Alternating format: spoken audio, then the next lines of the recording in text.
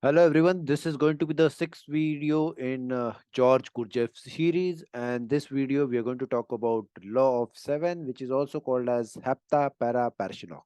So let's start with that. Uh, yep. So first of all, it is the third symbol in the anagram, represents the first fundamental law of the universe. Gurdjieff referred to it as the law of seven, the law of vibration, the law of octaves, or the law of Heptaparaparshinokh. Now, for us who are WD Gann lovers, yes, we know that WD Gann has talked about the law of vibration, and we understand that law of vibration is nothing but the law of seven, the law of octave, or the law of Heptaparaparshinokh. And that's why, because this is regarding law of vibration, this is going to be of more interest to us, because WD Gann has specified in his book about natural laws. He's talked about law of vibration, so definitely this is going to be of interest to us. So what we'll do is, we'll first of all try to interpret this symbol over here. So this is the third symbol, and this is the first fundamental law of the universe, right? So we need to first of all understand how to interpret this symbol which is there. So we have to first of all interpret this symbol with a circle. So yes, this is a circle, and if we see in this circle, probably this is how it is being kept: 1 2 3 4 5 6 7. So there are 7 points which are there, which keep on maybe continuously moving across. So what we'll do is, we'll try to interpret probably the circle with these points, and we'll probably come down to this part.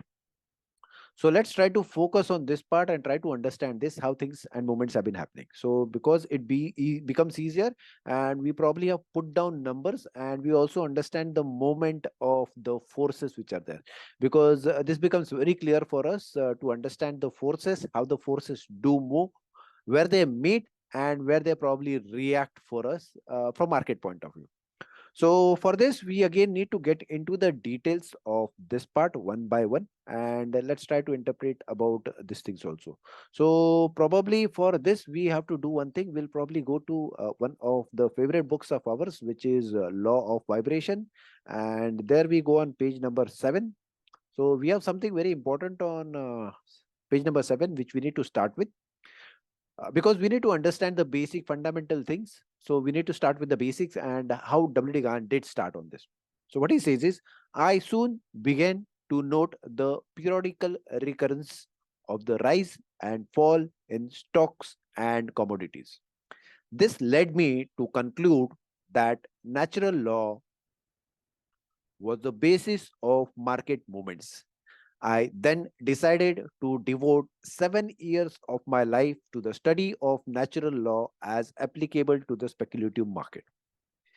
Now, understand, when a person tries to devote 10 years of his life, probably he has found out something very important. So, what was that important part?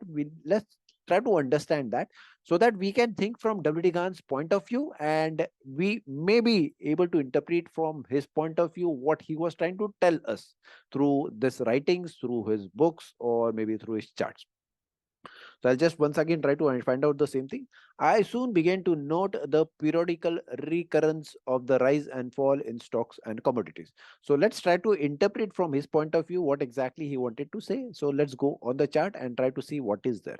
So probably he talked about periodical rise and fall, rise and fall, rise and fall, rise and fall. So for this, I have taken an example of Nifty, and this is the monthly chart, so that we are able to see the periodical rise and fall on the bigger time frame rather than looking at the smaller time frame. So if this is the thing, are we able to understand anything more of in details through this? Let's try to go one by one. So the next important thing which is there on page number 8 is, the great law of vibration is based on like producing like. Like causes produce like effect. Now, the word which is important for me is the great. So, probably again something important. So, it is like the great law of vibration is based on like producing like causes produce like effect. So, this is something really important, and this basically requires some next level of understanding. So we try to mostly cover this part in our monthly batches of the courses that we have, and this courses which are there, these are mostly there in English as well as Hindi. So if you want to get in touch with us, probably you can get in touch with us on the details which have been given in the description below. So our Telegram as well as our coordinates for mobile and WhatsApp are being given. You can definitely get in touch with us. So again, from this point, we are trying to understand more of in terms of details what are there. So if we go, forces can only be known by the movement they create on stocks and their values in the market. So if you want to understand this, we need to understand the movements which are there. So movements are very important, and because these movements are happening in the market, we are able to probably understand something which is really important through this movement. This is what WD Gann says to us, and that's why he has written it over here. Again, if we go further and try to interpret something again, which is very important, this is, he says, everything in existence is based on exact proportion and perfect relationship. Now, if you want to understand about WD Gann, is very important because he says everything in existence. He's not talking only about the stock market, but he's talking about the entire universe over here, which is very crucial and important for us. And that's why we are studying the natural laws, which is everything in existence is based on exact proportion and perfect relationship. So there should be really good proportions which are there, and there should be very good relationship. Now, these two words are going to be very important for us for understanding the overall market. So again, let's try to go on the chart. We would try to understand something is in terms of proportions and relationship. So here we are able to understand maybe some basic thing that, okay, fine, there was a low, there was a high, there was a reversal, there was a rise, there was a fall. Now we need to understand one thing is a ratio between the rise and fall, right? So this probably would be giving us some kind of idea. And there are clues which have been given by WD Gann over here. So these clues are given to us in terms of, again, law of vibration. Definitely we'll come to that part also. But here, yes, with the rise and fall, yes, we'll be able to identify both the things, that is time as well as price. So let's try to understand those things one by one so that we are able to interpret the things again in terms of the ratios and proportions. So ratios and proportions, how will we be able to understand that? And probably for that, we need to go to one of the books of WD Gann, which talks about his more important things, that is Tunnel Through the Air. So Tunnel Through the Air, we go on chapter number 7, page number 75, again, number 7. So again, through this chapter, probably is talking about very important things. And probably just to summarize this, we go on one important page. I just wanted to show the chapter number because again, that is very important. So this is going to be on the next page and it talks about something really important. He says, how do I forecast future cycles? You may ask, because this is the most important thing that we want to understand. In order to forecast future cycles, the most important thing, again, he says the most important thing is to begin right. For if we have the right beginning, we will get the right ending. Now, there are two important things that WD Gann says. First is, for knowing the future cycle, the most important thing is to begin right. So if we have the right beginning, we will get the right ending. So let's try to understand this one by one. And if we are able to understand this thing, probably the market would be much, much more easier for us. So let's go on the chart and let's try to understand in terms of exact proportions and perfect relationship. So we are there on the chart, and if we try to interpret in terms of ratios, yes, see, if we have a low and if we have a high, so if this is the rise and if we consider this fall which is there, we have something in terms of ratios. What we have in ratios is, yes, probably if from the low to the high, the market probably gives us some kind of reversals.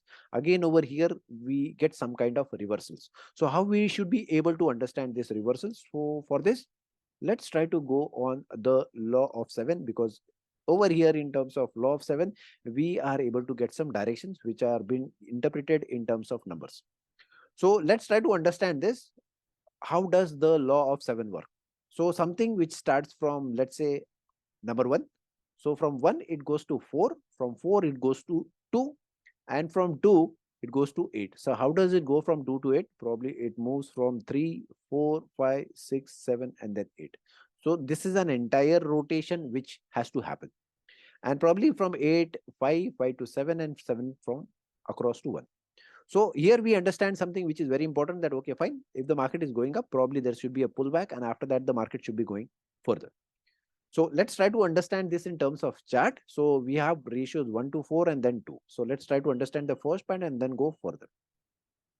So here we understand that, okay, if this is 1, this is 4, probably this is a reversal, and we assume that this is going to come down to 2.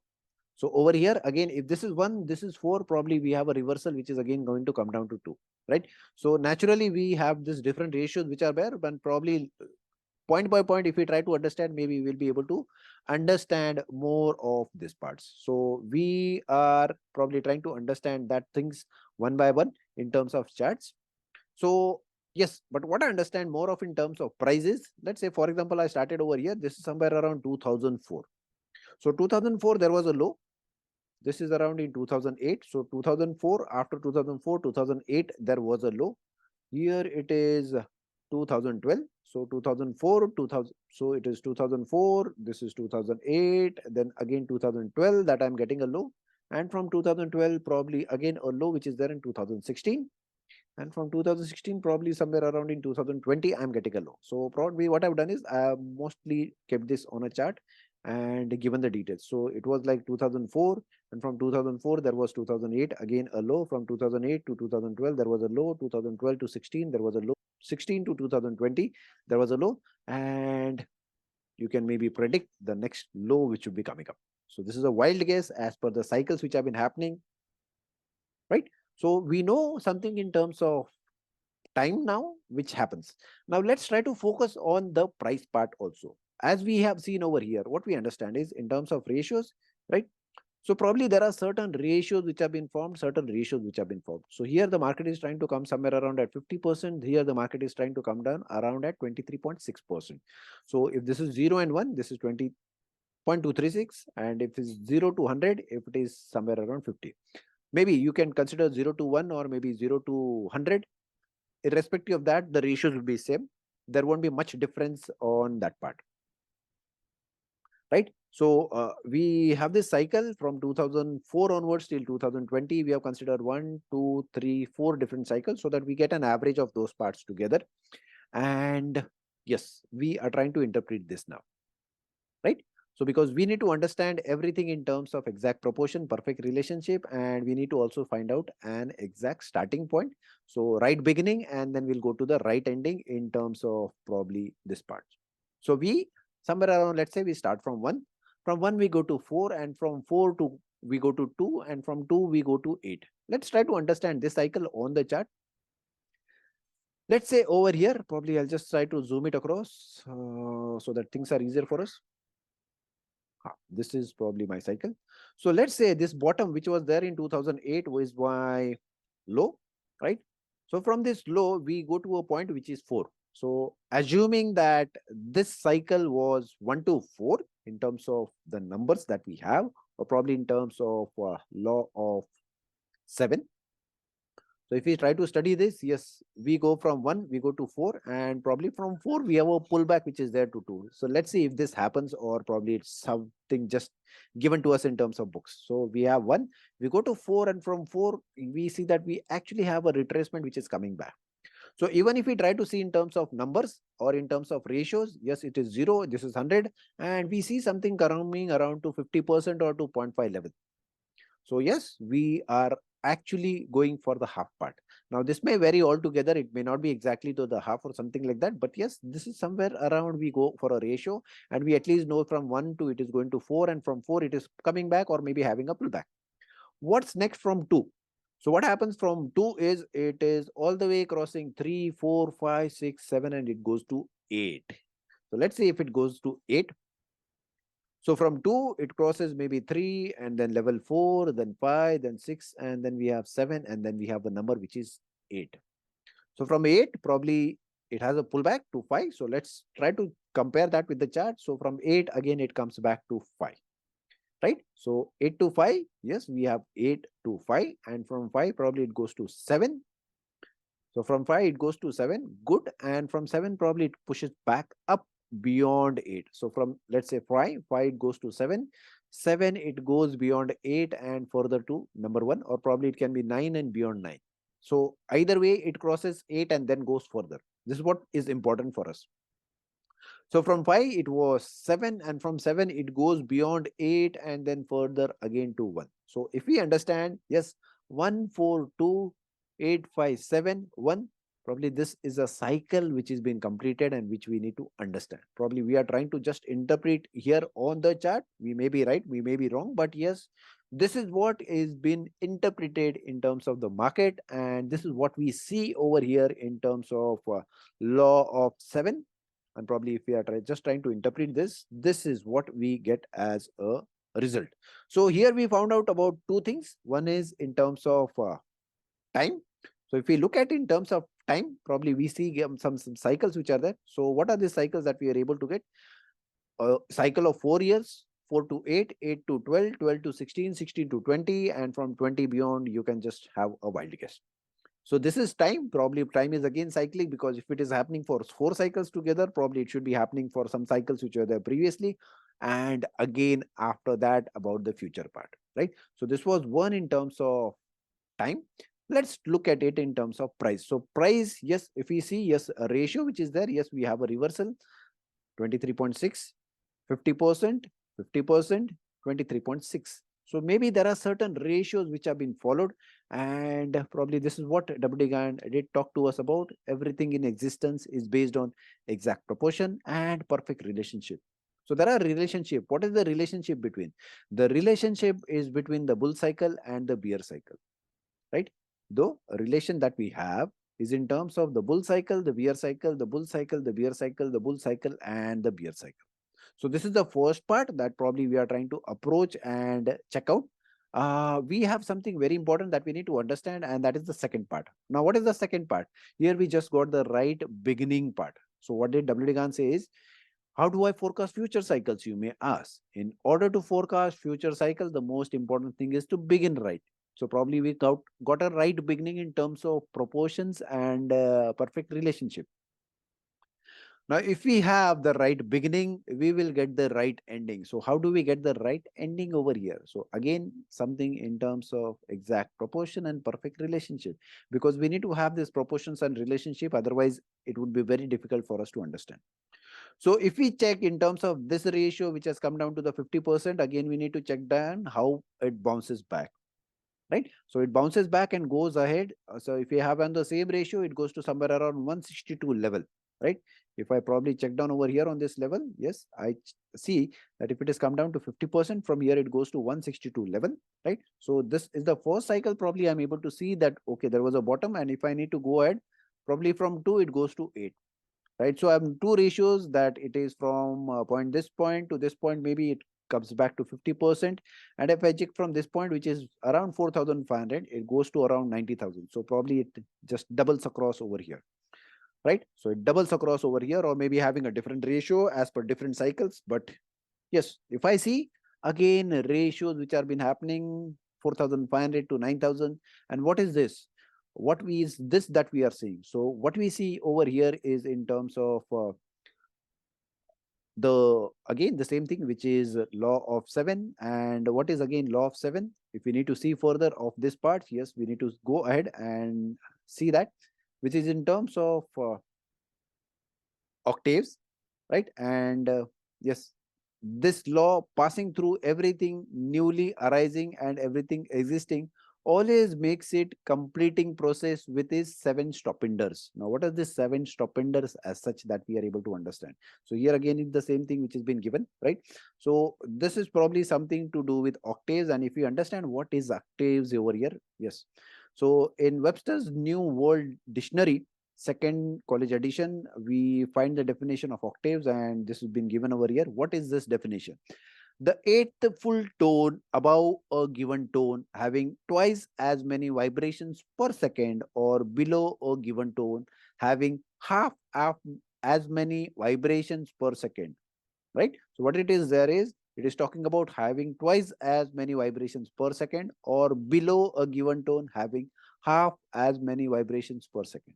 So it is either going to twice, that is double, or if it is going to trying to half. So let's try to look on the chart. So probably if I look from here, probably it is going down to 50%. So probably if I look from this ratio 0 to 1, yes, it is come down to the 50% ratio.